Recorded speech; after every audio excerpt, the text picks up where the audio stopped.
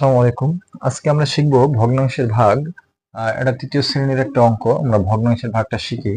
আমাদের এখানে আছে 5/7 ভাগ 15/28। এই ধরনের ভগ্নাংশের ভাগের ক্ষেত্রে আমরা করব কি, যেটা নিয়ম দেখা যায় যে 5/7 আমরা দিয়ে দেব।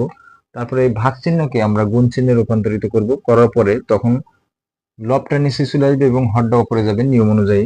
তাহলে আমাদের লব হচ্ছে এখানে 15, হর হচ্ছে 28। তাহলে লব 15, হর 28 হলে হর যাবে উপরে এবং লব যাবে নিচে। তাহলে উপরে যাবে 28, নিচে আসবে 15। এখন দেখা যাচ্ছে যদি কাটাকাটি করি, 7 অক্ষে 7, 4 7 28, 5 অক্ষে 5, 3 5 15। তাহলে এখানে দেখা যাচ্ছে 4 অক্ষে 4 আর 3 অক্ষে 3, তাহলে 4/3।